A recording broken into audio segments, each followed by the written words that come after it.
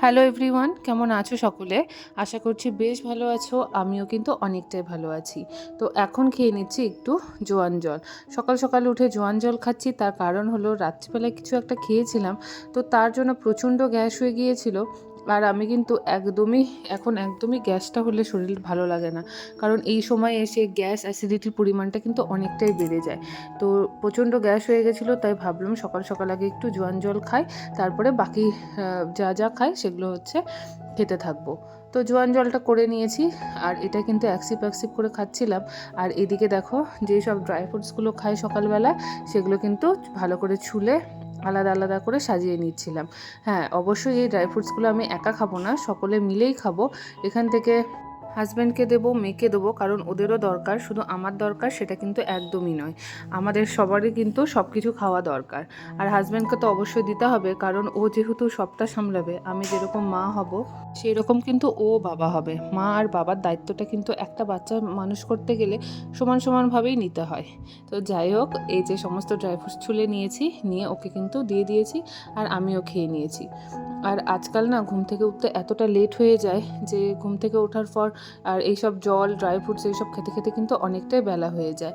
তো ওই যে হাজব্যান্ডের অফিস যাওয়ার টাইম হয়ে গেছে, ওকে খেতে দিয়েছি ভাত, আর ওর অফিসের খাবারগুলো কিন্তু রেডি করে দিয়েছি। সকালবেলা দিদি এসে রান্না করে দিয়ে গেছে। আর আজকে রান্না হচ্ছে সজনা ফুলের তরকারি, একটা শাক, আর ডাল, আর ভাত। ব্যাস, আর কিছু করিনি। রাত্রিবেলার জন্য একটুখানি কাবলি চানা দিয়ে ঘুগনি করে নিয়েছি, যেটা রাত্রিবেলা খাওয়া হবে রুটি দিয়ে। দিদিকে বলে দিয়েছি যে তুমি ঘুগনিটা করে দিও, আর আটাটা মেখে দিও, রাত্রিবেলা আমি গরম গরম রুটিটা ভেজে নেবো। কারণ এত সকালবেলায় যদি রুটিটা করে দিয়ে যায় দিদি, তাহলে কিন্তু খেতে খেতে একদম ঠান্ডা হয়ে যায় আর শক্ত হয়ে যায়, আর ঠান্ডা রুটি খেতে একদমই ভালো লাগে না। তো ওর খাবারটা তো দিয়ে দিলাম, এবার আমরা আমাদের সকালের যে ব্রেকফাস্টটা বলতে পারো সেটাই করব। তো কাল রাত্রিবেলা না অনেকটা পান্তা রয়ে গেছিলো, ভাবলাম যে আজকে সকালবেলা সেই পান্তাটা দিয়ে কিন্তু ব্রেকফাস্টটা করে নিই। তো এই যে সকালবেলা ভাত নিয়ে নিয়েছি, তার সাথে ডিম সেদ্ধ, আলু সেদ্ধ, আর কাবলি চানার তরকারিটা। আর তার সাথে দেখো আলু ভাজা নিয়ে নিয়েছি। আলু ভাজা ছাড়া কিন্তু একদমই পান্তা খেতে ভালো লাগে না, তো সেই জন্য আলু ভাজাটাও করে নিয়েছি। তো চলো তাড়াতাড়ি করে সকালের খাবারটা দুজনে মিলে খেয়ে নিই, তারপরে কিন্তু সারাদিনে আবার অনেক কাজই রয়েছে। হ্যাঁ, ঘরের হয়তো সব কাজ করতে হয় না, তবে কিন্তু অনেকটা কাজই থেকে যায়, যেগুলো কিন্তু আমাদের করতে হয়। যেই সব কাজ কিন্তু আমাদের হেল্পিং হ্যান্ড যারা থাকে তারা কিন্তু একদমই করে না। যেমন ধরো বিছানা পরিষ্কার, কোনো কিছু ধুলো যারা, এইসব কিন্তু হেল্পিং হ্যান্ড দিদি একদমই করে না। তো সেই কাজগুলো কিন্তু আমাদেরকেই করতে হয়। আর সেই কাজগুলো যদি না করি না, ঘর কিন্তু একদমই গোছানো আর সাজানো লাগে না দেখতে। তো সেই কাজগুলোই করে নেবো খাওয়ার পর, করে নিয়ে তারপরে কিন্তু স্নান করে নেবো।